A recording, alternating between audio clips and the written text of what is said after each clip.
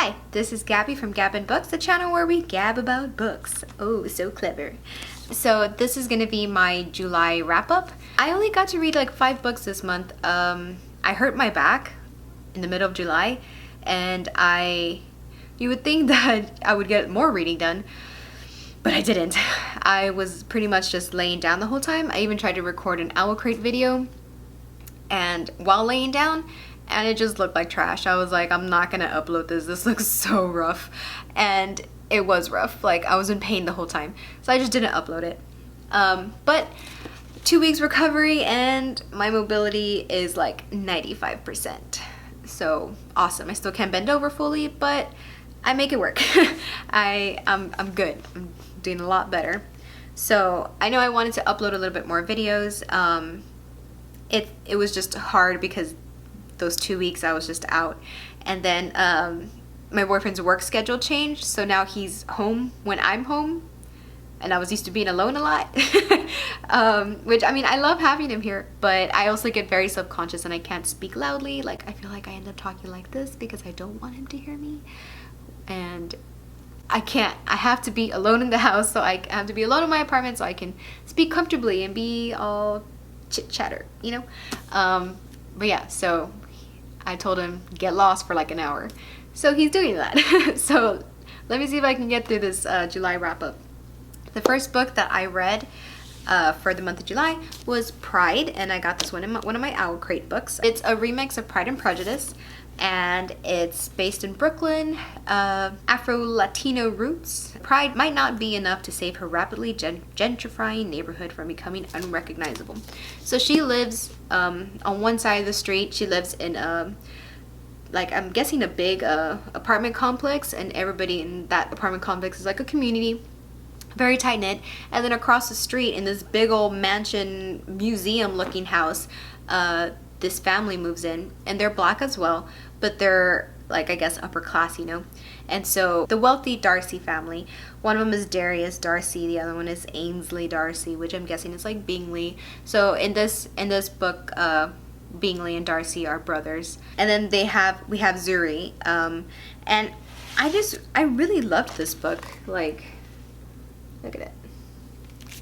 Like, some aspects of Pride and Prejudice changed to this one because, like, it's a remix, so at every turn I could see where they drew from Pride and Prejudice, but the author also made it her own. I love books that have diversity, and Pride and Prejudice is one of those books that needed a little diversity to shake it up. I think she did awesome with this book.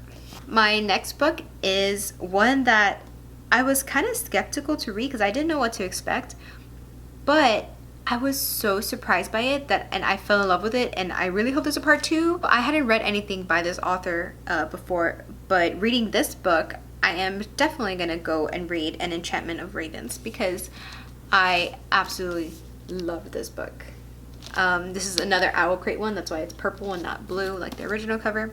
It's called Sorcery of Thorns. It's about a girl who is an orphan and grew up in the library, and they have protectors of the library. They're wardens. They keep track of books that are called grimoires. They're magical grimoires that whisper on the shelves and rattle beneath iron chains, because if they are damaged or provoked, they turn into these monster creatures that are called malefics.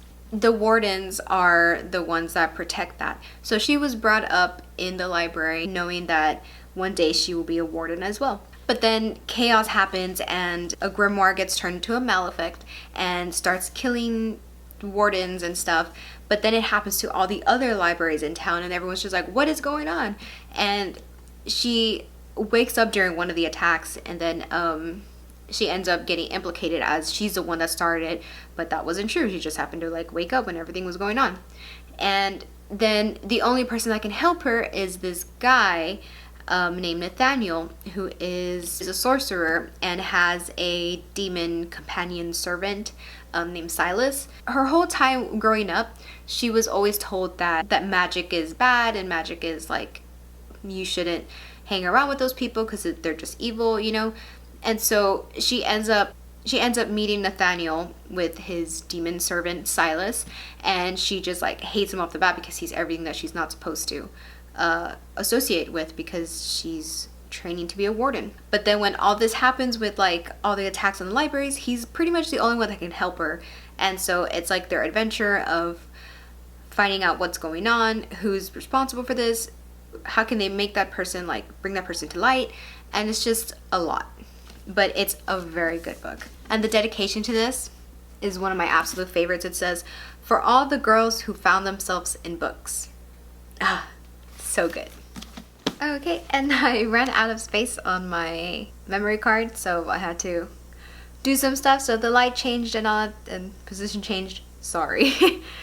Anyways, continuing my July wrap up. I don't know how far I got into Sorcery of Thorns. I absolutely love the adventure that Sorcery of Thorns took you on. The third book that I read in the month of July was called Black Klansman by Ron Stallworth. They recently made a movie about it. It was part of my readathon TBR to read a book and then read the movie adaptation of it. I didn't get to complete it during the week, but I completed it during the month. That's good enough for me. Black Klansman is about a rookie cop who went undercover and impersonated a white man over the phone and infiltrated the KKK. He sounded so much like a white man. He initially just called in to get a pamphlet about the KKK, and then he ended up talking to like one of the top guys there, and he was just like, "Oh, what made you interested in the KKK and like our organization?" And this black man is talking to the head of the KKK and telling him how he hates black people and, you know, saying all those slurs, and he's black. He is able to make himself sound so much like a white person that the guy believes that he's a white person. So while he does that, they run it to the higher up at the police, and they're just like, this is an excellent opportunity to go into the KKK and like see what these people are doing.